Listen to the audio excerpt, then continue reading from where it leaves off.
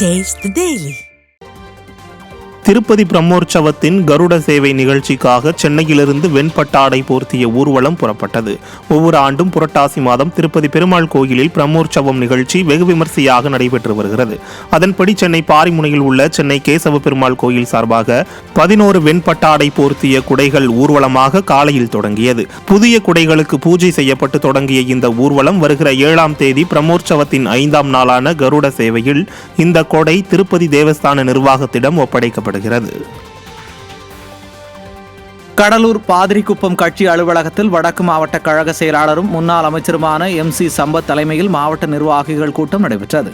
இதில் பேசிய முன்னாள் அமைச்சர் MC சம்பத், சிறைக்கு சென்ற செந்தில் பாலாஜிக்கு அமைச்சர் பதவி அளித்திருப்பது, ஸ்டாலின் மகனுக்கு துணை முதல்வர் பதவி வழங்கியிருப்பது போன்ற திமுக ஆட்சியின் அவல நிலையை பார்த்து பொதுமக்கள் அதிர்ச்சி அடைந்திருப்பதாக தெரிவித்தார்.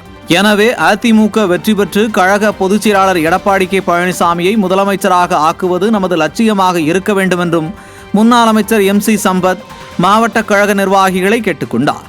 இதில் கழக மீனவர் அணி இணை செயலாளர் தங்கமணி, கழக மருத்துவர் அணி தலைவர் சீனிவாச ராஜா, மாநில MGR மன்ற துணை செயலாளர் சுப்பிரமணியன், கழக அம்மா பேரவை துணை செயலாளர் ஆறுமுகம், கழக MGR இளைஞர் அணி துணை செயலாளர் கார்த்திகேயன், மாவட்ட அவைத் தலைவர் சேவல்குமார், மாவட்ட அம்மா பேரவை செயலாளர் கனகராஜ், மாவட்ட விவசாய அணி செயலாளர் கலையரசன், மாவட்ட இளைஞர் அணி செயலாளர் ஸ்ரீநாத் உட்பட கழக நிர்வாகிகள் பலர் பங்கேற்றனர். விழுப்புரம் மாவட்டம் திருக்கோவிலூரில் திமுக ஊராட்சி மன்ற தலைவியின் கணவர் கிராம சபை கூட்டத்தில் அமைச்சர் பொன்முடியுடன் வாக்குவாதத்தில் ஈடுபட்டார். புத்தூர் கிராமத்தில் காந்தி ஜெயந்தியை முன்னிட்டு நடைபெற்ற சிறப்பு கிராம சபை கூட்டத்தில் ஊராட்சி மன்ற தலைவி பூர்ணிமாவின் கணவர் திமுகவை சேர்ந்த சிவராஜ் என்பவர் கடந்த 3.5 ஆண்டுகளாக குடிநீர் வேண்டி போராடி வருவதாக கோரிக்கையை முன்வைக்க முற்பட்டார்.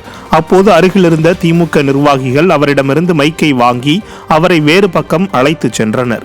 ஸ்டாலின் ஆட்சியில் அடிப்படை உரிமை கூட கேட்டு பெற முடியாத நிலை உள்ளதாக உடன்பிறப்புகள் வேதனை தெரிவிக்கின்றனர்.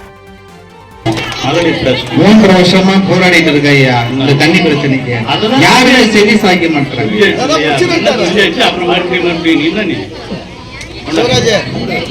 3 வருஷமா போராடிட்டு எங்க போராட்டம் என்கிட்ட பார்த்து சொன்னீங்க.